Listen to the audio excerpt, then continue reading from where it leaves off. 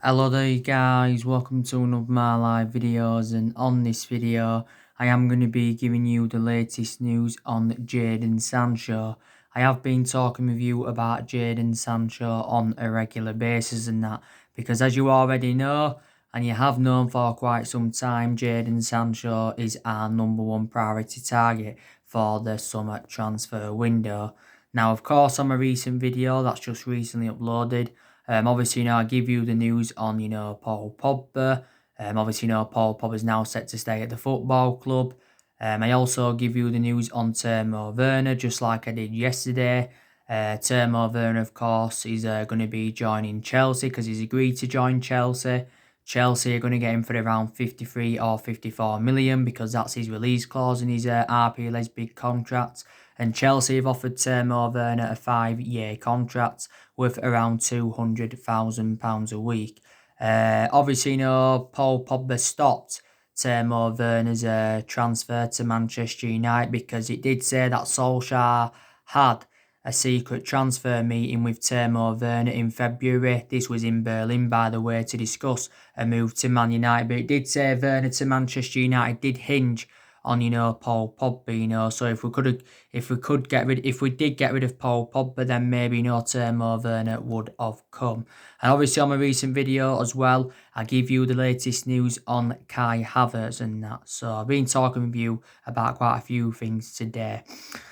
So the news is on Jadon Sancho that according to recent reports, it does say that Liverpool are now interested in Jadon Sancho. Of course, Liverpool have obviously missed out on Timo Werner and that. Obviously, Liverpool are looking to make signings in the summer transfer window. David Ornstein did say quite a few weeks ago, and he's a very credible journalist. He said, Liverpool may not make any signings in the summer transfer window and that. Obviously, Liverpool are going to offload players. Maybe they're going to get rid of 4, 5, maybe even 6 players in the summer transfer window. Obviously, they got one player in January, and that was Takumi Minamino from Red Bull Salzburg. But yeah, Liverpool are in for Sancho now, so they actually are planning to hijack our move for Jadon Sancho. But the same sort of thing I said with Werner before. I think, for Liverpool to get Sancho, they've got to offload one of their attacking trio in either Salah, Firmino or Mane, so Sancho can get game time week in, week out and that. And these stories are stemming from the Independent now, saying that Liverpool are interested in Jadon Sancho, but they've also been in for him before. Now, also to it recently mentioned that Real Madrid were interested in Jadon Sancho. It did say that Real Madrid were planning to sign Jadon Sancho next summer instead of this summer, of course. So that's what it said. Also, I think Barcelona have also been interested in Jadon Sancho and that. So he has had a long-running transfer saga. It's probably, one of the biggest sagas of the year so far, if I'm going to be quite honest with you. Now, don't forget as well, Jadon Sancho got fined from the German Football League for the haircut picture because Borussia Dortmund did recently deny that Jadon Sancho flew to England. It did actually say that he flew to England without permission, so he's actually brought lockdown rules as Jadon Sancho. Now, Jadon Sancho's give his overarching view on this fine, and he believes it is an absolute joke. I was also reading another report today regarding Sancho, and it does say that our officials have give Ed Woodward and Ole Gunnar Solskjaer a dilemma regarding the transfer of Jadon Sancho, because reportedly we are reluctant to pay any more than £70 million for any player, and Borussia Dortmund have said that they do want at least £100 million for Jadon Sancho, so Borussia Dortmund do remain ruthless over their valuation, but I don't think we are willing to smash our transfer record and that, for Jadon Sancho. I think Jadon Sancho, though, did reveal that his preferred option would be a move to Manchester United if he was to leave Borussia Dortmund. Now, don't forget, it did reveal back in February that we had a £125 million bid turned down for Jadon Sancho and that. But don't forget, we have been working on his contracts for quite some time, and we've also been in negotiations with his agent. Like Fabrizio Romano broke out a while back. Dortmund are known as a selling football club because they have let quite a few of their players go to the Premier League in recent years. Don't forget, they let Christian Pulisic go, they let Pierre-Emerick Aubameyang go, they let Ilkay Gundogan go, they let Mkhitaryan go, they let Shinji Kagawa go at one point. There's players as well that they let go who didn't go to the Premier League, and that was Ousmane Dembele and Matt Hummels. But there again, Borussia Dortmund have recruited quite a few players in recent years. Don't forget they got Erling Haaland in January. They got obviously Emre Can. They got Thorgan Hazard. They also got Julian Brandt and that did Borussia Dortmund. But there has been a few players on Borussia Dortmund's agenda who could replace Jadon Sancho and that, because Dortmund did say a while back, they're not willing to step in Jadon Sancho's way if he does want to leave. Now, I've outlined a few of the reasons, why I take Jadon Sancho at Manchester United, because he's well proven in the Premier League. Plus, he has got a very, very good friendship with Marcus Rashford, and he would dramatically improve us. And Jadon Sancho is predominantly a right winger, and don't forget we are in search for a right winger. There was also a recent report saying that we could offer up to 5 players to get Jadon Sancho. Obviously, there were stories coming out the other week from Mundo Deportivo saying that we'd offered Alexis Sanchez to Borussia Dortmund in a swap deal for Jadon Sancho, but it turns out it wasn't true. It said we'd never offered Alexis Sanchez, but I did say, that swap deal would not have materialised anyway. It also mentioned as well we could offer Smalling for Sancho, we could offer David De Gea for Sancho, we could offer Jesse Lingard for Sancho and that. So we try to find a way, to get Jadon Sancho. You had David Ornstein, was it, coming out around 2 or 3 weeks ago, saying, there's a very high chance that Sancho will join Man United in the summer transfer window. And he did say, we still remain the favourites to sign him.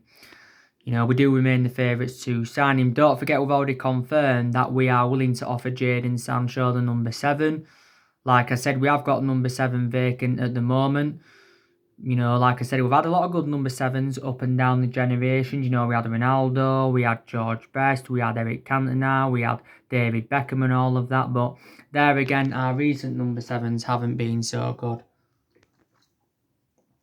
In that. But, there was reports coming from the German press, was it earlier on this week or last week, saying that Jadon Sancho actually wants to leave Borussia Dortmund and he's got no intentions of extending his contract. Because I think Dortmund have been in the process of trying to, extend his contract.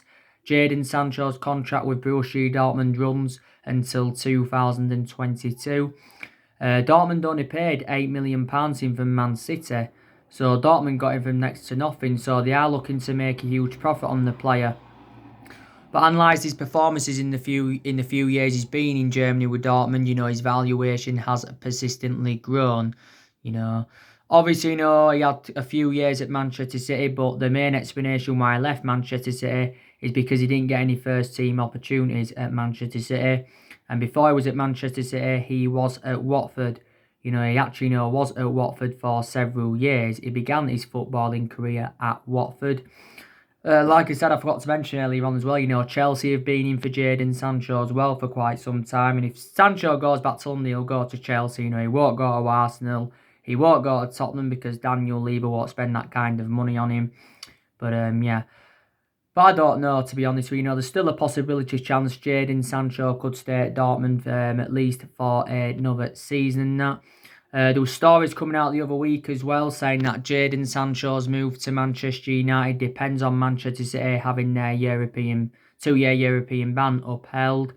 I think City's 2-year European ban will be watched by CAS very, very soon. I think it's on the 8th, the 9th or the 10th of June, so we'll know the outcome then.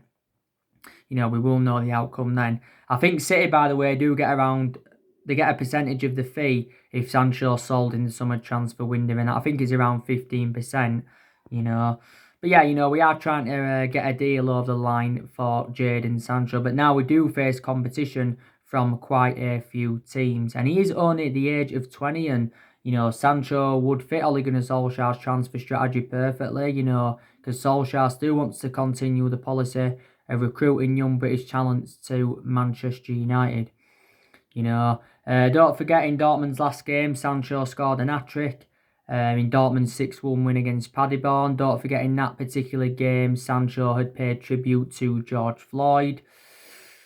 And that was actually, his first start in the Bundesliga, Jadon Sancho, since the Bundesliga returned. Sancho's just recently, by the way, recovered from a calf injury in that. So maybe there's still a chance, Liverpool could actually, sign Jadon Sancho. Obviously, they've got the upper hand because, obviously, Liverpool are top of the league. They're sitting 25 points clear Man City. They only need 2 wins, to clinch their first ever Premier League title and to end their 30-year drought. And obviously, they've got Champions League on offer for next season and that. So, there you go. So, anyway, that is the breaking news on Jadon Sancho. Now, obviously, we've had a few alternatives. If we don't sign Jadon Sancho, then, there's other players, we are looking at. There's been recent reports saying that we've been interested in Figo Almeida, who plays for Verts Sarsfield or something like that, I've pronounced that correctly. It also mentioned that, Rabbi Matondo from Schalke, he's also, an alternative to Jadon Sancho. It also recently mentioned David Brooks and that. But, yeah, you go. But obviously, our priority list for the summer transfer window has already been revealed. Jadon Sancho isn't only one of our priority targets. You've got Jack Grealish. He's one of our priority targets. Also to Kalidou Koulibaly, he's one of our priority targets. Dayot Upamecano, he's one of our priority targets. Also Joe Rodon is also on our agenda as well. So there you go. And like I've said to it's going to be interesting to see how Ole Gunnar Solskjaer approaches the summer transfer window and that. And I think, the top 6 sides do fear our transfer strategy for the summer transfer window because a lot of clubs are going to face an unprecedented summer transfer window, due to the financial issues with the coronavirus pandemic. But hopefully we can be competitive in the summer transfer market. Obviously, you had Ed Woodward the other month saying that we won't do business as usual in the summer transfer market because obviously this pandemic. So basically, ruled out big transfers to Man United, Ed Woodward, and he did say, we won't be spending hundreds of millions of pounds. But Woodward then said after that we will remain competitive in the summer transfer market. And I think probably Solskjaer will have at least a £100 million budget in the summer transfer window and that. Obviously, don't forget our net debt is £429 million or just over £429 million because obviously, it confirmed a couple of weeks ago that our debt had risen up by almost 130 million, and it did say actually, the coronavirus pandemic has cost the club around £28 million and that. Around £28 million. But yeah, I'm still very, very convinced that we can get the right players into the football club in the summer transfer window. Don't forget, there were stories coming out last week saying that we'd taken a £140 million loan from the £150 million revolving credit facility, to help us get the right calibre players and to help us get through the coronavirus crisis. Obviously, don't forget we are going to offload players in the summer transfer window. So, we're going to generate money in that aspect. I've already gone through with you, I think the players that Manchester United are going to get rid of in the summer transfer window. I think we're definitely going to get rid of Phil Jones because Phil Jones doesn't even get in the team now. Phil Jones, this has been his 9th season at Man United. Jones has been here since the Alex Ferguson era. We're looking to obviously, get rid of Marcus Rojo permanently. We're looking to get rid of Chris Smalling permanently. Obviously, you've got Rojo, who's out on loan at Estudiantes at the moment. You've got Chris Smalling, that's out on loan with Roma. And we're looking to get rid of Sanchez permanently. Obviously, Sanchez, he's out on loan at Inter Milan at the moment. Positivity, was coming out regarding Sanchez not too long ago because the Inter Milan sporting director did confirm that Sanchez will be staying at Inter Milan till the end of the season. And obviously, they did say, Inter Milan that they do want to extend Alexis Sanchez's loan. By the way, Inter Milan have got no option to buy Sanchez, or there's no obligation to buy in the deal, because Sanchez did join Inter Milan on a 10-month loan last summer, don't forget. And I think at the end of the loan, we pay around £6 million. But he's endured a difficult time at Inter Milan as Sanchez, let's be honest. But he also endured a difficult 18 months at Manchester United, don't forget. But, we don't want Sanchez back at the football club. It may be hard for us to get rid of him permanently, reflecting on his substantial wages. His wages at Man United are, 400 grand a week, potentially rising up to 500 grand a week based on the image rights and the bonuses. So if we could get rid of Sanchez permanently, then it would free up our wage bill completely. I think we're definitely going to get rid of Jesse Lingard, because, I think he's the worst Manchester United player. Don't forget, recent reports did say that, AC Milan were interested in him. Atletico have been in for him before. He was recently talking with Smalling and Ashley Young, was Lingard, over leaving Manchester United. I think we value Lingard is at around 25 or 30 million or something like that. Said quite a few weeks ago that 4 Premier League clubs were interested in Jesse Lingard. Angel Gomez, it's looking likely, he's going to be going. His current contract expires at the end of this month, so he's going to be going on a free by the looks of things now, because it's looking likely he's not going to be signing a new contract. And we have put forward quite a few contract offers for Angel Gomez. It came out the other week saying that we'd offered around 1.5 million a year for Angel Gomez, which equates to almost £30,000 a week. But there's just no signs of him staying. I think he's got reservations about getting into the first team. He's only made 6 first team appearances this season. James Garner, he's found game time difficult. Tahith Chong, he's found game time difficult. Dylan Levitt, and Ethan Laird, they've also found game time very, very difficult as well. But there you go. So, yeah, definitely, players are going to leave Manchester United in the summer transfer window and that.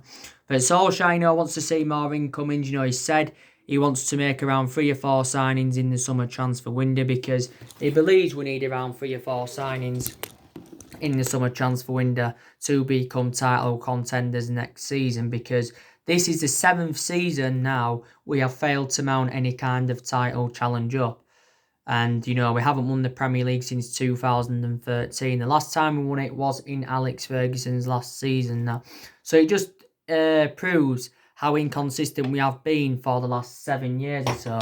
Because in the last 7 years, we've obviously, had different managers with different philosophies. We spent close to the £1 billion range on players. We've recruited over 30-odd players in since the Alex Ferguson era. And like I mentioned, Solskjaer is our 4th permanent manager since the Ferguson era. The managers we sacked since Ferguson, obviously, was David Moyes. He endured 9 months at the football club. Louis van Gaal, he endured 2 years at the football club, did win the FA Cup under him. And Jose Mourinho, he endured 2.5 years at the football club, and we won the Europa League and the League Cup with him. And that came in Jose Mourinho's first season. So, yeah, we have been playing catch-up. We really, really have for the last 7 years or so. And analysing it at the moment, City is strides ahead of us and Liverpool are strides ahead of us. And City and Liverpool are our 2 biggest rivals and that. So, hopefully, we can be challenging next season. Hopefully, we can do this. But like I said,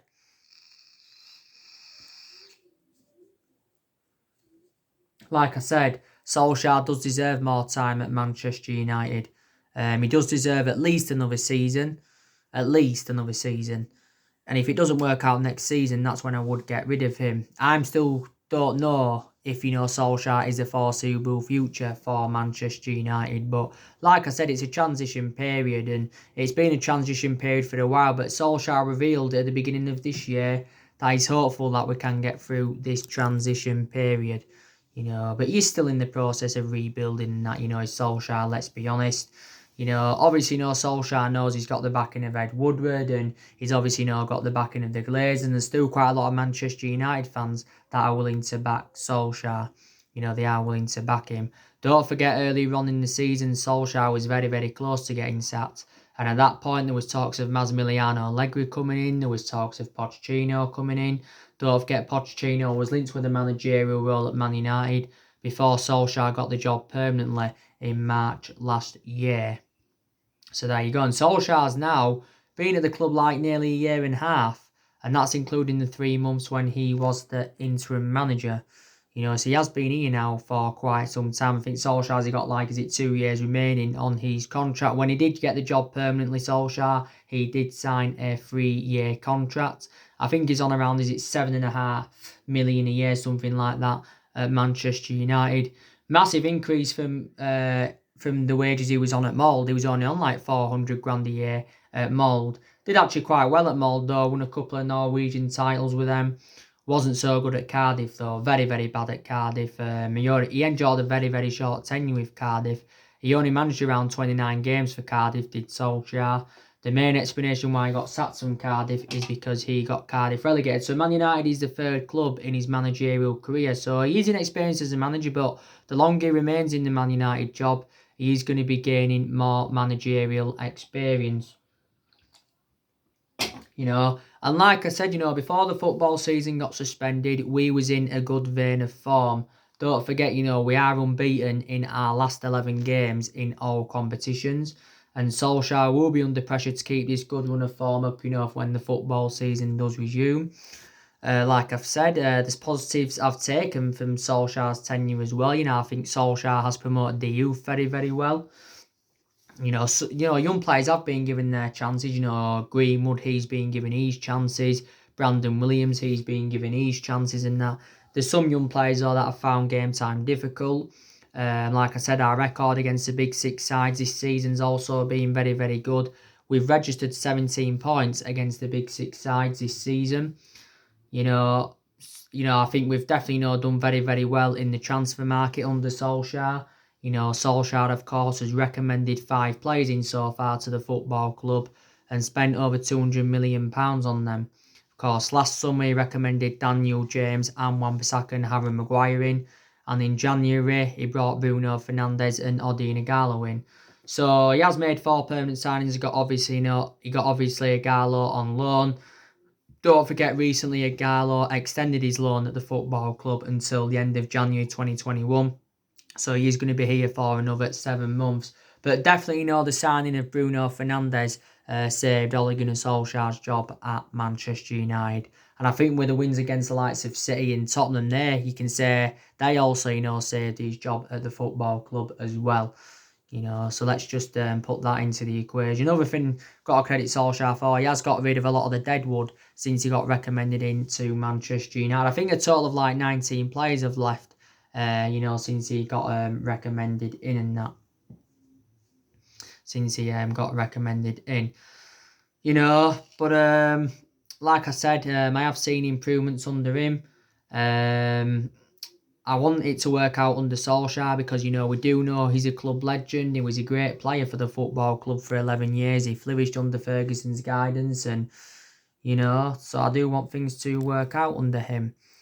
Like I said, the Premier League season is resuming on the 17th of June, which is not long away now. I'm really, really looking forward to it because, the Premier League's been suspended now for a good, 10, 11 weeks or something like that. Our game against Tottenham, of course, is on the 19th of June and it is on a Friday night. That's going to be a very, very good game, is Tottenham and Manchester United.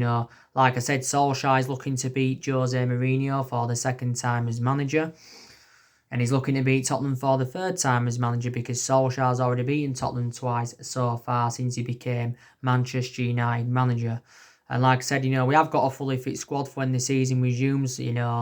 James Cooper recently also confirmed this, that Pogba's now fully fit, just come back from an ankle injury. Rashford's now fully fit, just come back from a back injury and that. But yeah, really, really looking forward to it resuming. And like I said on my video this morning, there's things that Manchester United have got to look forward to for when the football season does resume. Obviously, we've got the FA Cup to look forward to. We've got the Europa League to look forward to because that's a chance of us getting some silverware on the board under Solskjaer. And if we could win them, or at least one of them, it would be a memorable first full season for Solskjaer and that, because we've not won up yet in terms of silverware under him. Don't forget, we're also chasing that top 4. We do want to get that top 4, because we want to get qualification for the Champions League for next season. We are sitting 5th in the Premier League at the moment, and we are just 3 points behind Chelsea. Like I said, I'm really looking forward to seeing Paul Pogba in action, because he's only played 8 times this season for the football club. I'm very excited, I'm going to be very excited about the prospects of Pogba playing alongside Bruno Fernandes in our midfield. I'm going to be so excited about that. I'm going to be excited, to see Rashford back as well, because I think overall anyway, Rashford is our best player, and he was our best player earlier on this season before he did, sustain that injury and that. So there's definitely no things to look forward to. Like I said, there's decisions that Manchester United have got to make, before the season resumes, and maybe there's decisions we've got to make ahead of next season anyway.